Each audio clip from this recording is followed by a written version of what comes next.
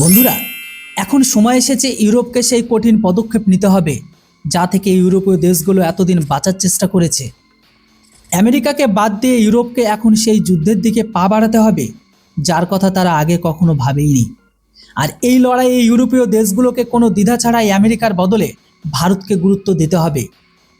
ফ্রান্সের প্রতিরক্ষা মন্ত্রণালয়ের সহযোগী থিঙ্ক ট্যাঙ্ক, যেটার নাম হচ্ছে ইনস্টিটিউট ফর স্ট্র্যাটেজিক রিসার্চ, এই চাঞ্চল্যকর রিপোর্ট পেশ করেছে। সেই রিপোর্টে সরাসরি ফ্রান্সকে সতর্ক করে বলা হয়েছে যে ইউরোপের সামনে আর সময় নেই, এখন আমেরিকার ওপর নির্ভরতা কমিয়ে ভারতের সাথে বড় কোনো সামরিক প্রস্তুতির দিকে এগোতে হবে। ইউরোপের দুর্বলতা ও আমেরিকার স্বার্থপরতা কোথায় দেখুন। এই পুরো রিপোর্টটি মূলত মহাকাশ যুদ্ধ মানে স্পেস ওয়ারে, এমনকি মিসাইল হামলার হুমকি মোকাবেলায় ইউরোপের দুর্বল প্রস্তুতি নিয়ে।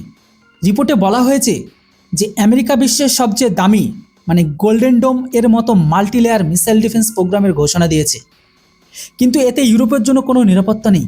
হ্যাঁ, উল্টো ট্রাম্প প্রশাসন এখন গ্রিনল্যান্ডের ওপরে দখল জমাতে চায়, কারণ তাদের মতো আমেরিকার নিরাপত্তার জন্য গ্রিনল্যান্ড অত্যন্ত গুরুত্বপূর্ণ। এর পরিষ্কার অর্থ হলো আমেরিকা এখন আর ইউরোপের নিরাপত্তা পরোয়া করে না, তারা শুধু নিজেদের সুরক্ষার জন্য যা খুশি তাই করবে। এমতো অবস্থায় ইউরোপকে মাল্টিডোমের নিরাপত্তার জন্য আমেরিকার বাইরে বিকল্প ভাবতেই হবে। তো এখন প্রশ্ন হলো, মহাকাশ শক্তিতে ভারত কেন সেরা বিকল্প? তো দেখুন, এখনও পর্যন্ত ইউরোপ মহাকাশ প্রকল্পগুলো মূলত বেসামরিক বা বাণিজ্যিক কাজে সীমাবদ্ধ, কিন্তু ফ্রান্সের প্রতিরক্ষা মন্ত্রণালয়কে দেওয়ার রিপোর্টে বলা হয়েছে যে military grade space domain awareness বা রিয়েল টাইম মিসাইল ট্র্যাকিং, এমনকি অরবিটাল ডিফেন্স নেটওয়ার্কের ক্ষেত্রে ইউরোপীয় দেশগুলো অনেক পিছিয়ে। এখানে ভারতকে বেছে নেওয়ার পেছনে কয়েকটি কারণ দেখানো হয়েছে। প্রথম, মহাকাশ প্রযুক্তিতে ভারত আমেরিকার অধীনস্থ নয়। দ্বিতীয়, ভারতের ওপর রাশিয়া বা চীনের কোনো রাজনৈতিক প্রেশার বা চাপ নেই। তৃতীয়, ভারত ইতিমধ্যে মহাকাশে নিজস্ব একটি শক্তিশালী ইকোসিস্টেম তৈরি করে ফেলেছে।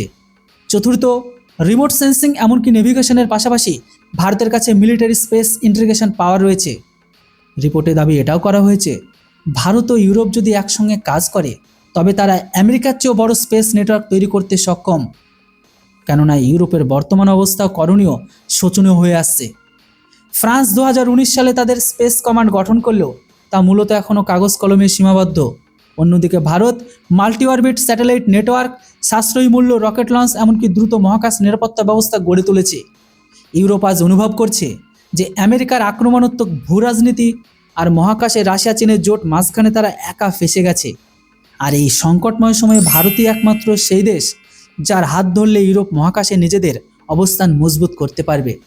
তা না হলে ইউরোপকে সবসময় আমেরিকার সিদ্ধান্তের অপেক্ষায় বসে থাকতে হবে। সেখানে তাদের নিজস্ব কোনো ফ্রিডম বা স্বাধীনতায় থাকবে না। তো বন্ধুরা, আশা করি বুঝতে পেরেছেন, সব দিক দিয়ে বিচার করলে ফ্রান্স আমাদের জন্য সুইটেবল পার্টনার হতে পারে, কেননা ফ্রান্সের কোনো প্রেশার আমাদের উপর কখনো কোনো অস্ত্রের উপর দেয়নি। এবার আপনাদের কি মনে হয়, আমাদেরকে ফ্রান্সের সাথে এই চুক্তিতে এগিয়ে আসা উচিত? অবশ্যই এর উপর আপনাদের মূল্যবান মতামত কমেন্ট সেকশনে লিখে জানান। ভিডিও আর ইনফরমেশন ভালো লাগলে চ্যানেলটিকে কেউ সাবস্ক্রাইব করতে ভুলবেন না। Thanks for watching. জয় হিন্দ, বন্দে মাতরম।